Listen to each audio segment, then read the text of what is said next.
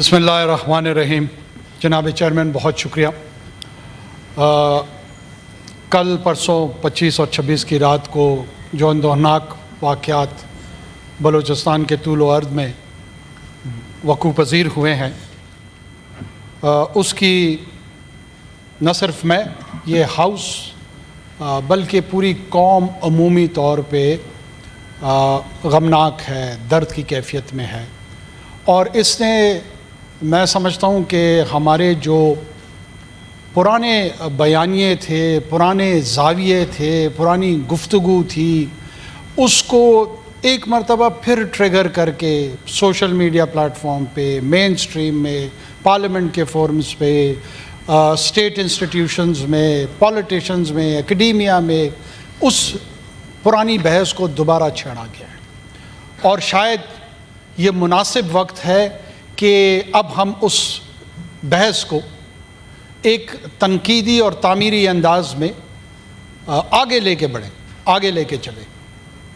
جناب چیئرمین، مختلف اوقات میں ہمارے ہاں جہاد، تصور جہاد، اس تصور کی اپلیکیشن ریاستی پالیسی کے طور پہ، پھر اس کے اثرات عمومی طور پہ ہمارے معاشرے میں، اس پہ ایک سیر حاصل گفتگو ہوئی ہے. پاکستان کے لبرل طبقے نے جو لیفٹ اورینٹڈ رہا ہے وہ افغانستان کے اس تصور جہاد کے ضد اور مخالفت میں رہا ہے، اور اس کا جو آؤٹ کم ہوا ہے آئرونک یہ ہے کہ جو کیپٹلسٹ دنیا جیتی وہ اس جیت سے تو فائدہ مند اور مستفید ہوئے، لیکن جو اثرات تھے وہ ہمارے ملکوں میں خصوصی طور پر افغانستان اور پاکستان میں زیادہ آئے.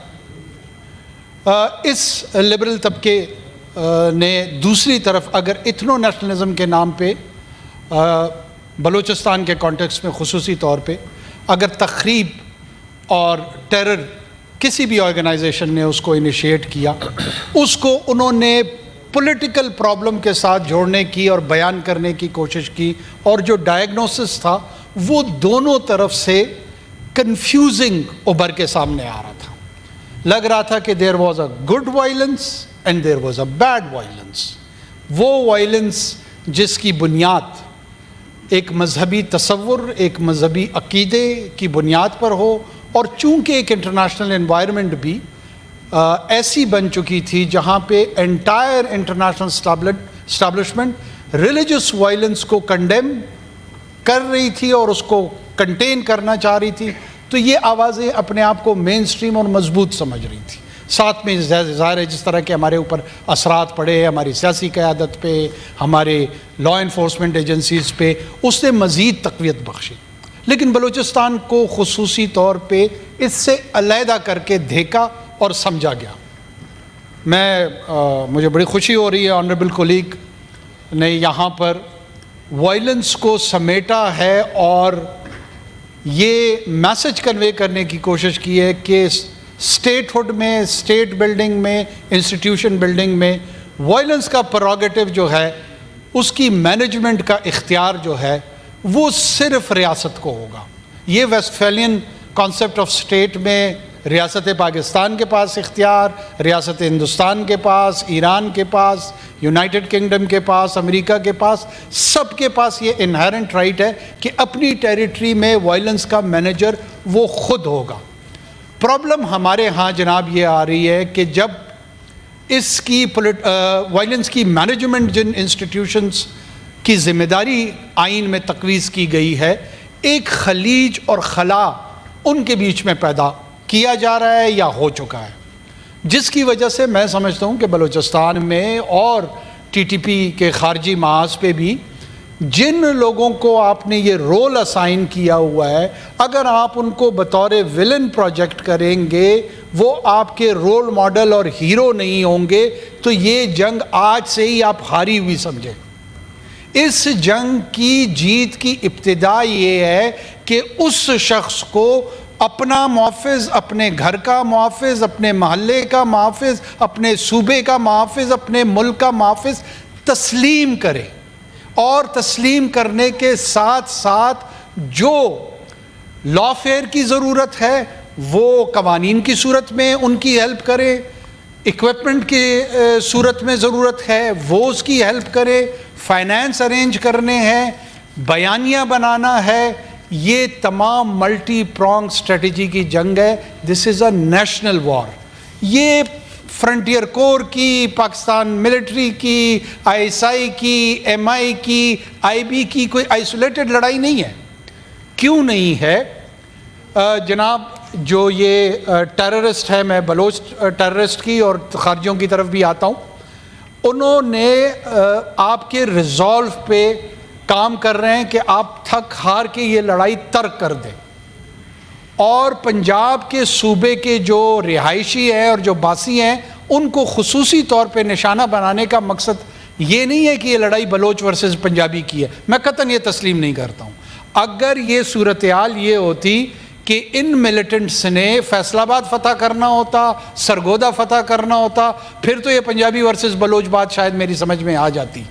ان کا مطمع نظر اتنا ہے کہ جس ریاست پاکستان کے نام میں یہ جڑے ہوئے ہیں اس ریاست کو توڑنا ہے اور اس سے ایک نئی ریاست کی تشکیل دینی ہے, اور وہ اس کے کسٹوڈین میں لیڈ سمجھتے ہیں کہ شاید پنجاب کے رہائشی اس کو زیادہ اون کرتے ہیں.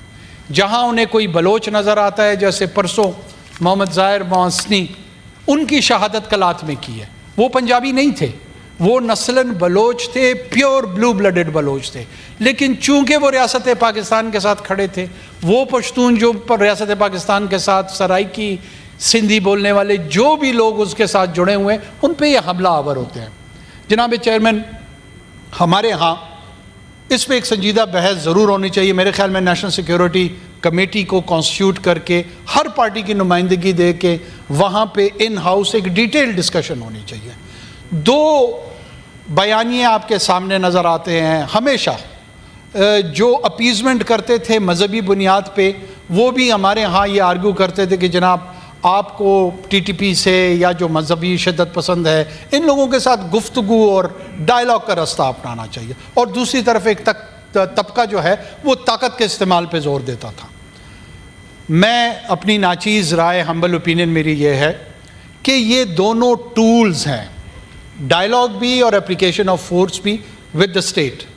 اینڈ رزلٹ کیا ہے اس پہ کوئی بات نہیں کر رہا. آخر میں ڈائلاگ کی اپلیکیشن سے کیا چاہتا ہوں کہ اینڈ رزلٹ کیا ہو, یا اپلیکیشن آف فورس سے میں کیا حاصل کرنا چاہتا ہوں.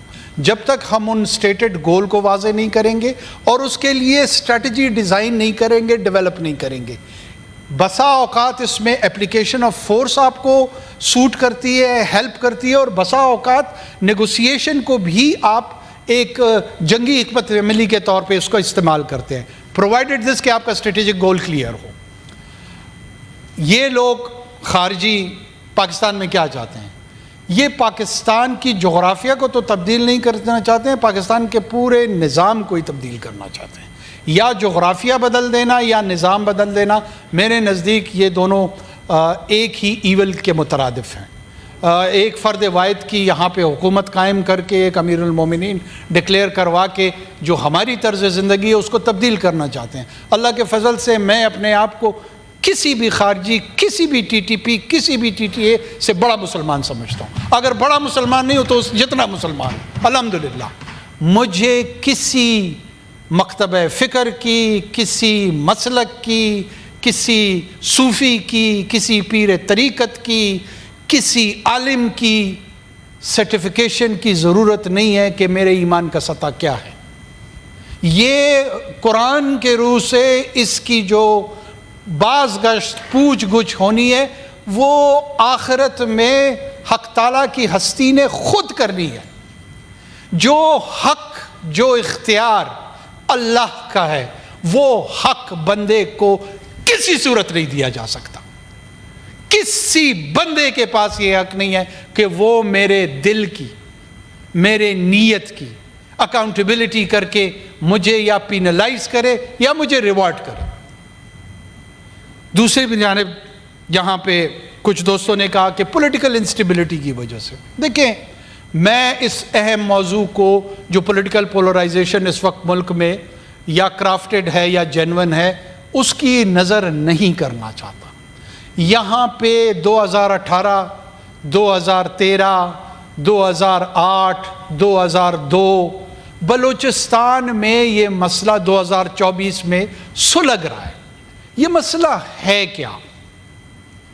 یہ جو اسٹیٹڈ ملیٹنٹ ٹیررسٹ آرگنائزیشن ہے، میں دوستوں کو اکثر کہتا ہوں کہ ان کی وکالت اور وضاحت دونوں کی ہمیں ضرورت نہیں ہے.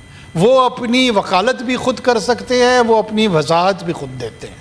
ان کی اسٹیٹڈ پوزیشن جناب چیئرمین قطعاً یہ نہیں ہے کہ آپ نے یہاں کے سیاسی حقوق غصب کیے ہوئے ہیں، یہاں کے الیکشن ٹھیک ہوئے ہیں یا نہیں ہوئے ہیں، یہاں کے اکنامک رائٹس اور پولیٹیکل رائٹس وائلیٹ ہوئے ہیں. وہ کہتے ہیں ہماری علیحدہ شناخت ہے، آپ میری سرزمین پہ قابض ہو، آپ مقبوضہ پاکستان کو ریپرزینٹ کرتے ہو. اور یہ لوگ کون ہیں؟ یہ 1% لوگ ہیں. اگر یہ 1% لوگ نہ ہوتے اور ان کے پاس large section of Baloch society ہوتی تو یہ آرمڈ گولی بلٹ کا سہارا نہ لیتے، یہ بھی بیلٹ کی طرف آتے. یہ بیلٹ کی طرف آ اسی لیے نہیں رہے ہیں کہ ان کو پتہ ہے کہ بیلٹ میں سپورٹ بیس ان کو میسر آنی نہیں ہے. جناب چیئرمین، ان تمام گروہوں کے ساتھ ایک ویو یہ آتا ہے کہ ہمیں وہاں پہ ڈائلاگ کی انگیجمنٹ کرنی چاہیے. میں بیسٹ انٹرنیشنل پریکٹسز کا جو پبلشڈ ڈیٹا ہے، جو کتابیں انسرجنسیز پہ پڑھائی جاتی ہیں، ان کا حوالہ دیتے ہوئے، جس صاحب کو شوق ہے وہ مجھ سے رابطہ کر لے، میں حوالہ دے دوں گا. پوسٹ سیکنڈ ورلڈ وار میں انسرجنسیز جتنی ہوئی ہیں دنیا میں، ان میں 36% انسرجنٹس جیتے ہیں اور 38% ریاستیں جیتی ہیں. Weather somebody likes it or not، فیصلہ اس ہار اور جیت کا بیٹل گراؤنڈ پہ ہوا ہے. جو نیگوسیشن اور ڈائلاگ ہوتی ہے وہ پوسٹ کانفلکٹ ہوتی ہے. جب ہم بدقسمتی سے 1971 میں ہار گئے تو قادر ملا نے اپنی بندوق قدم میں مجیب کے رکھی، جو مکتی بانی کا ہیڈ تھا. نیگوسیشن اروڑا کے ساتھ یہ ہو رہی تھی کہ کتنے قیدی ہوں گے، چھوڑنا ہے نہیں چھوڑنا ہے، کیا کرنا ہے. Recently when Americans decided to abandon Afghanistan، اس ابینڈمنٹ کے سینس میں they started negotiating.